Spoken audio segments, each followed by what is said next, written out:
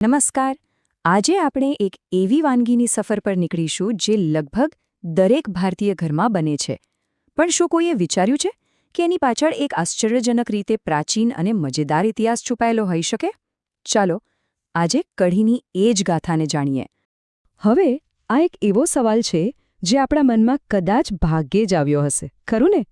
કઢી નામ સાંભળતા જ ઘરની યાદ અને એકદમ આરામદાયક અનુભવ થાય. પણ ક્યારે વિચાર્યું છે કે આની શરૂઆત ક્યાંથી થઈ હશે? કેવી રીતે બની હશે? ચાલો તો આજે આપણે આ જ રહસ્ય પરથી પડદો ઉઠાવીએ. તો સૌથી પહેલાં એ સમજવું બહુ જરૂરી છે કે કઢી કોઈ એક જ વાનગી નથી. અરે એ તો સમગ્ર ભારતમાં ફેલાયેલી એક પરંપરા છે જેના દરેક પ્રદેશમાં અલગ અલગ રૂપ અને જુદા જુદા સ્વાદ જોવા મળે છે. મૂળભૂત રીતે કહીએ તો કઢી એટલે શું? એ છે છાશ અથવા દહીં અને ચણાના લોટનું એક મિશ્રણ. એકદમ હલકી અને સ્વાદિષ્ટ વાનગી. આ સાદી વાનગીને ગરમાગરમ ભાત, રોટલી કે પછી રાજસ્થાનની પેલી પ્રખ્યાત બાટી સાથે ખાવામાં આવે છે અને લાગે છે કેવી એકદમ લાજવાબ. પણ સૌથી મજાની વાત તો એ છે કે આ વાનગી દરેક જગ્યાએ પોતાનો અલગ જ અવતાર ધારણ કરી લે છે. જેમ કે પંજાબમાં જઈએ તો ત્યાંની કઢીનો સ્વાદ એકદમ ખાટો હોય છે. પછી દક્ષિણ ભારતમાં ત્યાં તો રાઈ, મીઠો લીમડો અને લાલ મરચાંનો વઘાર તેને એકદમ નવો જ ટ્વિસ્ટ આપે છે. અને મહારાષ્ટ્રમાં ત્યાં કોકમ નાખીને એક અનોખી ખટાશ લાવવામાં આવે છે. એટલે કે નામ એક પણ સ્વાદ, અરે વાહ કેટલા બધા! તો સવાલ એ થાય કે આ વાનગીની શરૂઆત થઈ ક્યાંથી? એની કહાની આપણને સમયમાં ઘણું પાછળ લઈ જાય છે. એક એવા વાતાવરણમાં જ્યાં જીવન બહુ જ પડકારજનક હતું. અને કહેવાય છે ને, જરૂરિયાત જ શોધની જનની છે.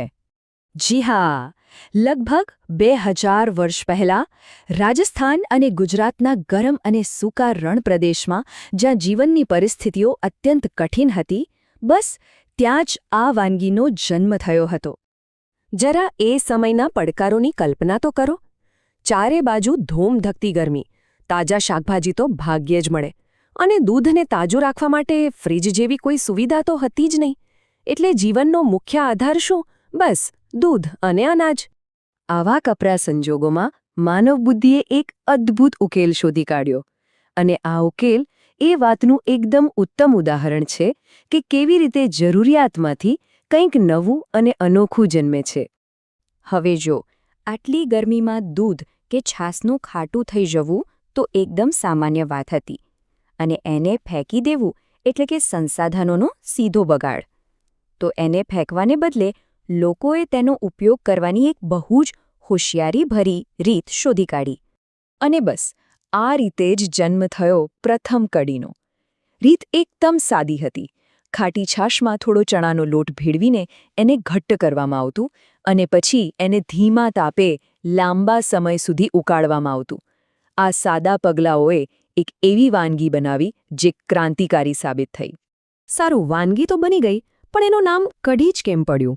એની પાછળ પણ એક ઊંડું અને રસપ્રદ રહસ્ય છુપાયેલું છે, જે સીધું એને બનાવવાની રીત સાથે જોડાયેલું છે. તો આનું રહસ્ય છે ને એ એના નામમાં જ છે. કઢી શબ્દ આવ્યો છે સંસ્કૃત શબ્દ ક્વાથેત પરથી. અને ક્વાથેતનો મતલબ શું થાય ખબર છે? એનો મતલબ થાય કોઈ વસ્તુને બહુ લાંબા સમય સુધી ઉકાળવી. હવે આખી વાત સમજાઈ? આ વાનગીને ધીમા તાપે કલાકો સુધી કાઢવામાં આવતી, મતલબ કે ઉકાળવામાં આવતી, અને બસ એના પરથી જ એનું નામ પડ્યું કઢી. છે ને એકદમ તાર્કિક? અને હા, આ વાર્તાને ઐતિહાસિક પુરાવાઓનો પણ સાથ મળે છે. જાણીતા ખાદ્ય ઇતિહાસકાર કે.ટી. આચાર્યના કહેવા મુજબ દહીં આધારિત વાનગીઓનો ઉદ્ભવ ઉત્તર પશ્ચિમ ભારતમાં જ થયો હતો. એટલું જ નહીં, 1600ના દાયકામાં જ્યારે અંગ્રેજો સુરત આવ્યા ત્યારે એમણે પણ આવી જ એક વાનગીનો ઉલ્લેખ કર્યો હતો. અને સૌથી જૂનો સંદર્ભ તો પ્રાચીન આયુર્વેદિક ગ્રંથ ચરક સંહિતામાં મળે છે, જેમાં રાંધેલી છાશના ફાયદાઓનું વર્ણન છે. આમ એક સામાન્ય જરૂરિયાતમાંથી જન્મેલી વાનગીની સફર શરૂ થઈ અને ધીમે ધીમે એણે આખા ઉપખંડમાં પોતાનું સ્થાન બનાવી લીધું. એટલું જ નહીં, એ એક સાંસ્કૃતિક પ્રતીક બની ગઈ. આ એક વાક્ય કઢીની આખી સફરનો સારાંશ કહી જાય છે.